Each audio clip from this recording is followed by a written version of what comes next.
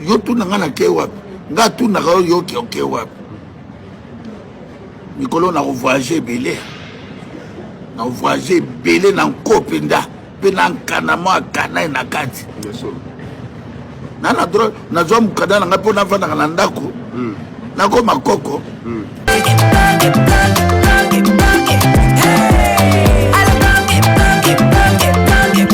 Oyoki elengi ya Congo. Tapez les mains, tapez les mains, tapez les mains, tapez les mains, tapez les mains. Yo tuna nga na ke wapi nga tuna ka yo ke wapi mikolo na voyager belé na voyager belé na kopenda pe na kanama kana na kati nana droit na zo mukada na ngapo na vana na ndako na ko makoko ndio na ngai bokuto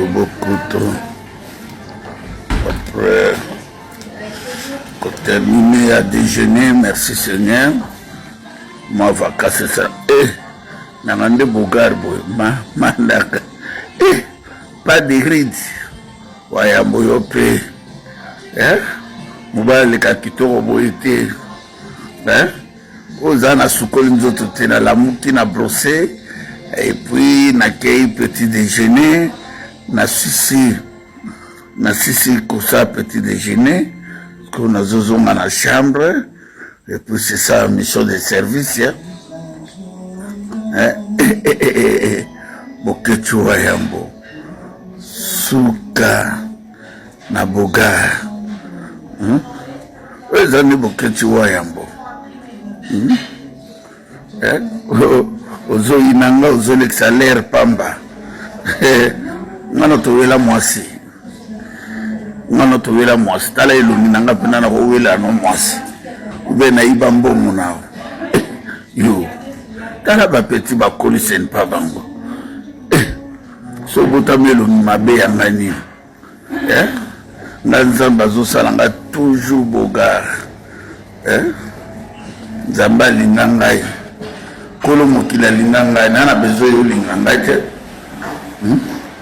po nzamba salinga ngai les créateurs d'univers na zone sko na appartement na ngai oza village tala bino oza polala il faut zala tala tongo mobali bayebaki na tongo na bete bango adida kesi ya sika nouveau modèle oza badida kesi na bino te tala mboka baninga tala kote na sali yo monoko na ya pamba okozala humilier un jour okozalaka humilier bokocomprendre te ke boza humilier wayambo nde makambo oyo eza tongo te koma boye na ndima yo komaka oka wayambo na ndima yo biloko pamba kongo leta baninga tozofilme kofilme te kofilme aéroport bino bobe conscient aéroport eza place ya tourisme moto akosa video na ye awa toza na aéroport nakopia bino mboka te mais toza na aéroport ya mindele nazosa pe video nanga pas de problème mondele pa kutuna nga te wayambo po no service tala niveau 65 ans yango 65 après l'indépendance yango bo autoroute te bomona yango normal bo pe na aéroport te courir 4 dans chaque seconde l'hôpital peut eza mais bazo nyonga bino bo continuer kobina bo na réseau fe bobina kaka bo évoquer après Abdel Abraham disait Jacob bakwa ko libérer bino bobino tala peuple abolole bazo sakala bango na commandant est le lot dimanche pour tout ici l'église Mardochas akufa Abraham akufa Isaac akufa Joseph mwana na Jacob akufa mais bino bozo évoquer bakoka baninga oui c'est bien batina mai na nzambe bongo biso ba oyo totina mi pona Congo lelo bozo seka biso lelo bozo finga biso mais lelo bo peuple nomade bolinga te boza peuple moko boza na bandoko bo dimanche lelo boko tona mana l'église bo ba sorcier comment boko sala Congo nengwana nana ndima ite kibino ba congolais boko teka Congo après lobi boke tu collabo ah bino mobo to bisara basar to zomona te Félix Tshilolo a changé constitution nanga yona na ba MV3 30 ans au 1997 jusqu'aujourd'hui 30 ans bon autoroute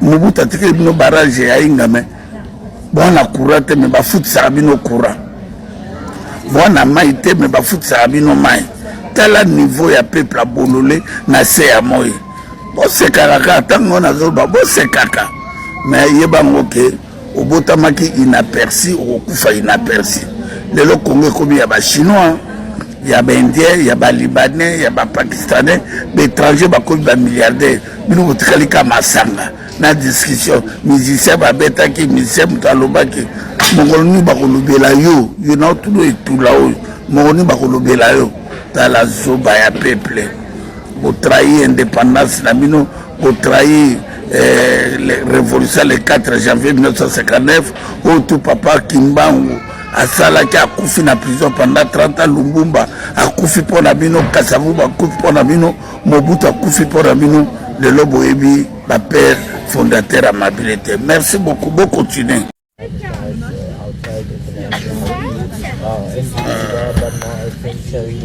Que tu aies un bon avion, Pepo, on va aller tous les cas. Good morning and welcome on board your EasyJet Switzerland flight to Geneva to Istanbul on our way. Please take your seat as quickly as you can and leave within the next 4 minutes to pack. There is a space on the seat for small bags if you have larger bags. Please put the seat overhead. If you are sitting in the front row next to your seat or your bags in the overhead locker. C'est le Dieu unique, le créateur d'univers. Nzambo ngana bonde la kanzambo asala mokili mobimba. Corrévarateur, ça rêve te. Ezata Nzambe. Un grand leader ya Congo. Vous aurez un espace sous le siège devant vous pour ranger vos bagages pas plus grands. Et si vous avez des bagages beaucoup plus grands, ils dans les compartiments supérieurs. Si vous êtes assis au premier rang, l'homme le plus aimé, écoutez. Vous devez déposer tous vos sacs dans les compartiments supérieurs. Bientôt. Il est interdit de fumer à tout moment, y compris les vapours et cigarettes électroniques. L'équipage en cabine. Bientôt, Tozozo Mamboka. N'hésitez pas à faire appel à bientôt, Nagata Mboka. Oui, Zaga et Moniseli. On a voyagé mon quai et puis dans la zone sous Bruxelles. On a voyagé mon quai dans la zone sous Bruxelles. Où tous les attaques en Zambie, mon pépé en Zambie. Bakangaka en côté 7 sauts. Il est temps maintenant.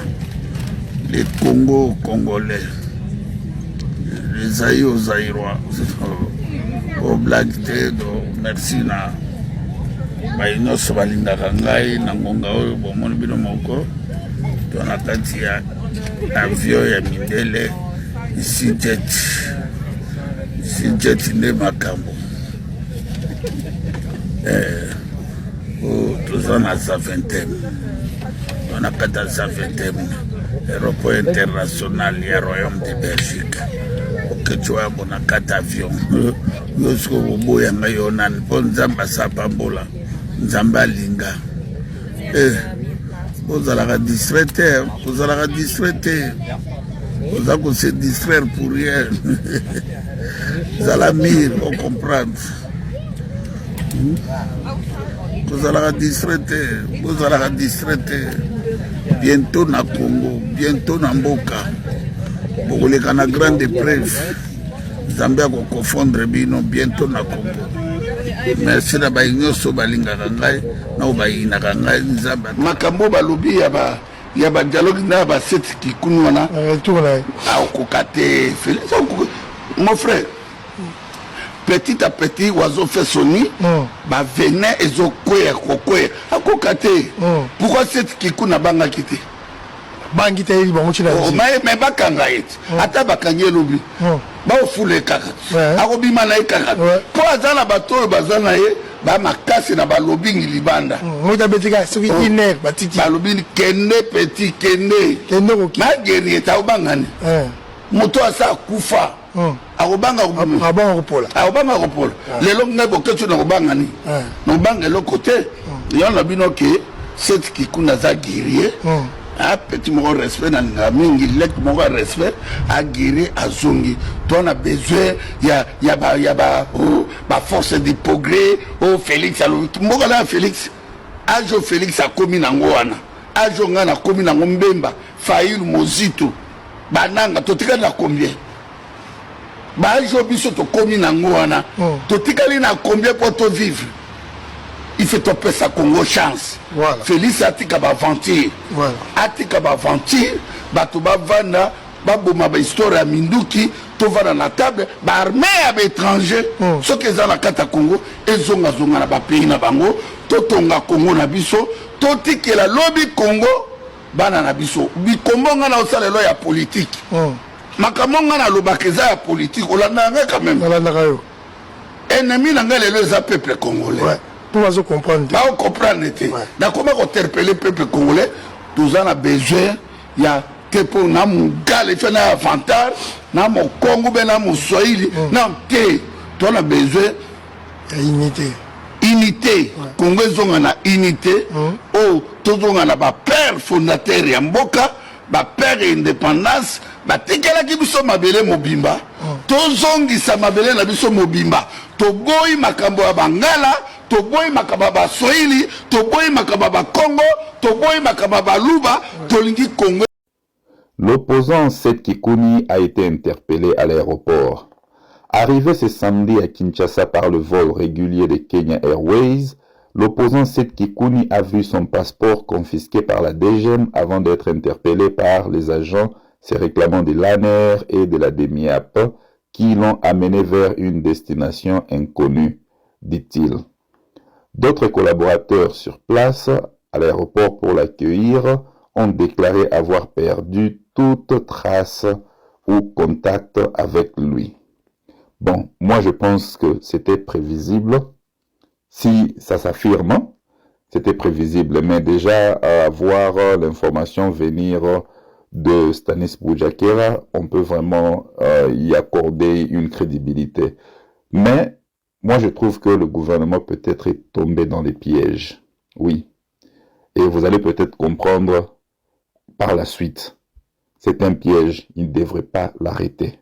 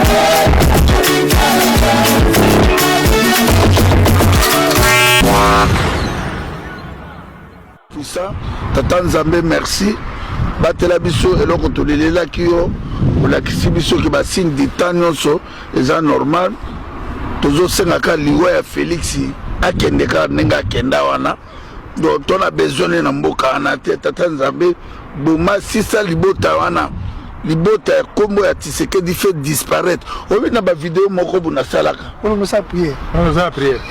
obi bango te obi prier te mo moko na lekaka na lekaka na télé radio pariko comme la boni na lubagani malédiction ya famille c'est la quatrième génération et kokisa mite dit ta main on va te prier sur na soko Félix yo juto kangayo oyoka makambo nayo okoyoka makambo na yo yo tokobeta te okofanda wana nano pendant po oliaka tout le temps tu okofanda wana pendant 7 heures du temps okolia eloko te yo moko komona encore comme spécialiste akobotisa basi olingi omona ministre te olingi omona conseiller te Félix akomi usine ya production ya bana soko boyi olongwe tokosenga ADN zemi wana ya ministre affaires étrangères là Félix tokosenga ADN okomonela bato te boyi ba faiblesse wana mutu po aza soki ministre na yo il faut kaka obima na ye tolingi komona mwana kutimona zemi te tolingi omona mwana kutino soki zemi kaka epa mwana kutino eza Félix ministre président Mobiba Saint-Terre boyendenge président Mobiba Saint-Terre na Saint-Terre asa ko sentaka basi gouvernement moko ya ba Saint-Terre bolingi tout le temps ko sente bénit beaucoup la diaspora congolaise. Si nous on avait la conscience, l'amour de cette nation, comme la diaspora congolaise, papa les choses pouvaient changer.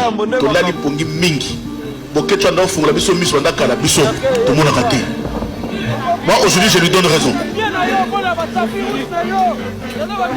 Attends, la fille français, français c'est quoi?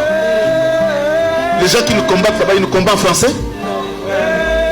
Mais je vous dis, si vous observez bien Bokeh Tuayam, peut-être c'est moi je suis peut-être contre sa manière de faire les choses. Je ne dis pas qu'il doit injurier les gens, non. Mais vous mettez de côté peut-être son langage. Vous allez comprendre que Bokeh Tu est animé. Boka prophétie. Pourquoi il y en a besoin de mon athée? Misala, il y a vérité. Misala bande kunangai. Chaque jour na banda kao. Nazo dénoncer, nazo interpeller bino. Nini yango bande kunangai. Qu'est-ce que se passe dans la diaspora? Il faut qu'il y ait des gens comme de Bokeh. Moi je prie d'ailleurs que Bokeh, il faut chaque jour la génération de voilà la génération de Bokeh, tu vois, il y a tellement de Bokeh, et contre les pasteurs inconscients, et contre les politiciens inconscients, et contre même peuple bastard, au moins que ceux qui battent pression, le Congo va connaître un grand changement et nous prions pour le Congo tous les jours. Je demanderai aussi à tout le monde de prier pour le Congo.